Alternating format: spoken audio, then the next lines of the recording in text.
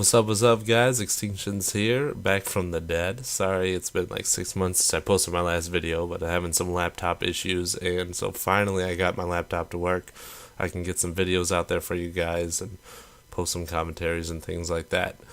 This game right here, some Black Ops Domination. Got sick of using a gun, so I thought I'd go all knife, and did actually really well, which I think that's why I posted the video.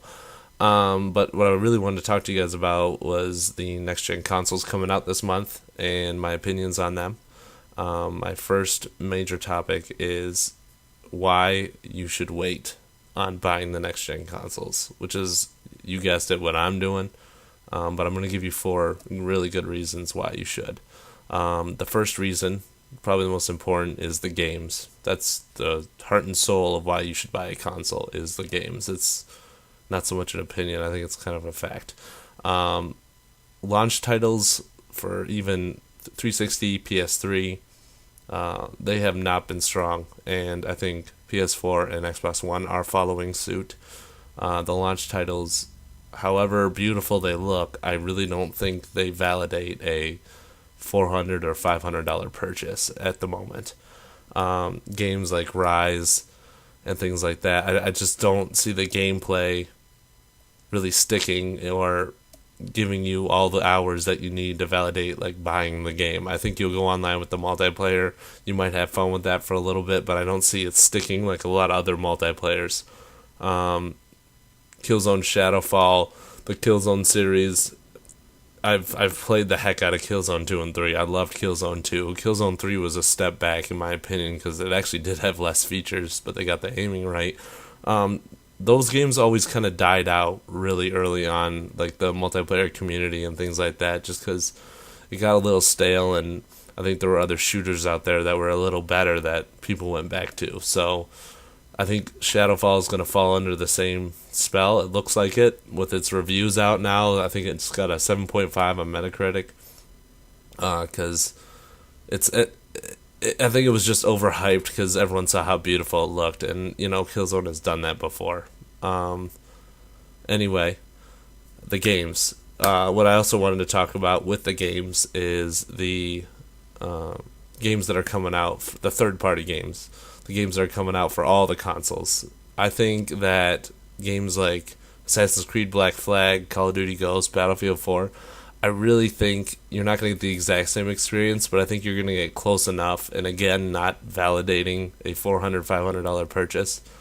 Yes, there will be more people playing in a match in Battlefield 4 and Ghosts, but I really don't think that's worth a switch over right now because a lot of the uses on the console haven't even been utilized yet, like the Xbox Cloud, and PS4 is just tampering, or they're messing around with the dedicated servers. You could tell this because in like Killzone Shadowfall, it's still peer-to-peer hosting. They are using dedicated servers, but that's to transition from hosts and stuff like that. It's not used exactly the way people wanted it to be or thought it would be.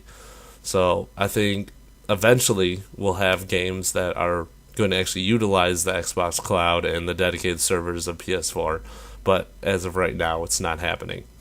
The next reason I wanted to give was price drops and bundles.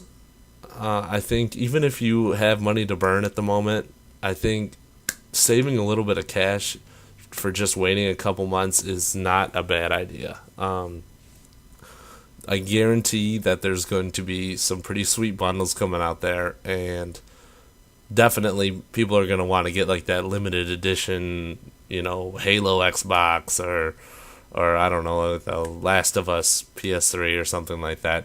But I feel like a bundle would be perfect because you should buy a next-gen console for a next-gen game that you know is going to be sick and you're going to want to play for hours on end.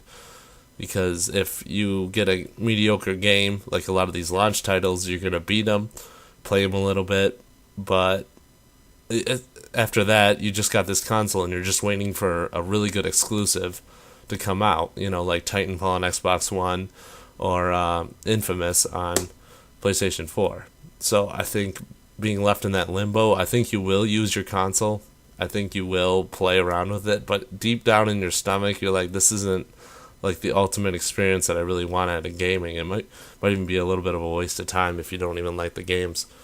I think that, from what I've read at least, the price drops are going to come a lot sooner than they did for previous consoles because the manufacturing is a lot easier and it's cheaper and they become more efficient with it, both Sony and Microsoft. So a lot of developers believe that the price drop will come a lot sooner, which is great for us.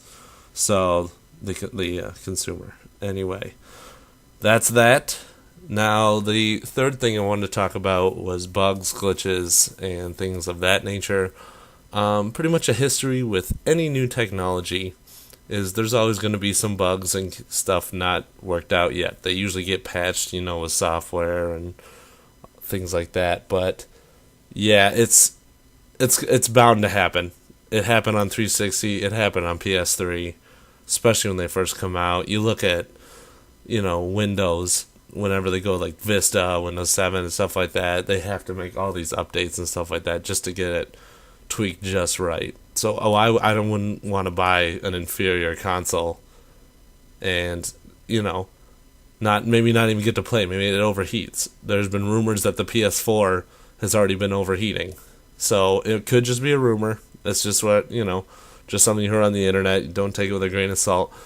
But if that's true, then that would suck so bad to just have your console overheat, a week within you getting it and stuff like that. I think that's terrible. So I wait for more details to come out, and maybe there are some kinks found in it, and they could be fixed by the time you get your console. So you just saved yourself a whole lot of mess, and, I don't care who has the better, the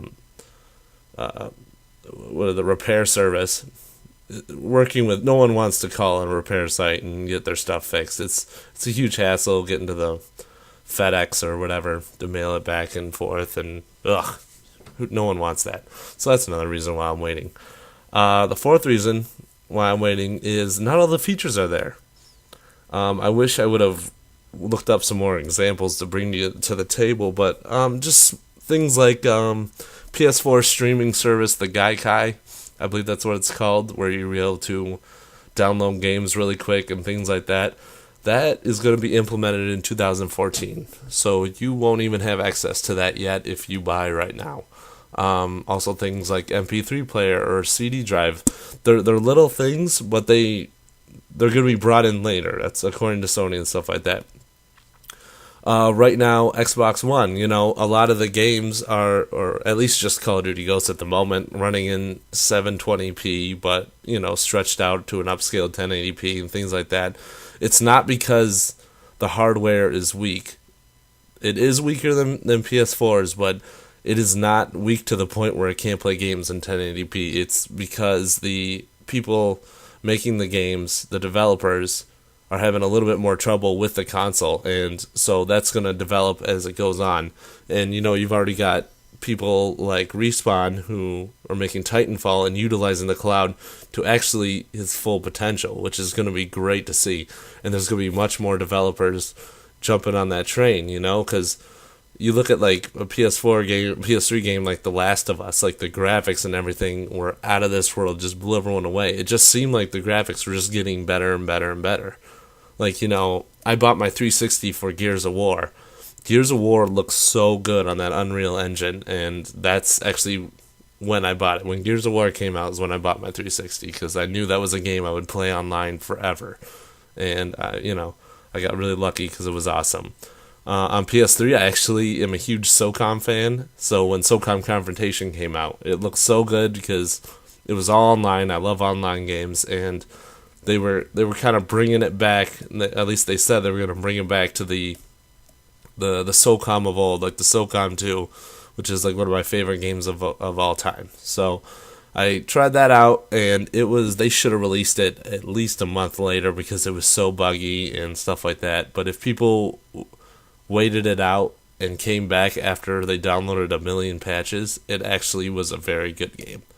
It just took time, and people tried it and saw the bugs, returned it, and never went back to it. So it was really, really sad that they released it prematurely. It was a bummer. But that's pretty much my main reasons for that. As for getting an Xbox One or a PS4, I eventually will get both. Like I said, I am an online player kind of person, and seeing Titanfall, it looks like the kind of game that will finally be kind of next gen, bring that up to that next level. And so that will be probably the first game I get, and probably get the Xbox One.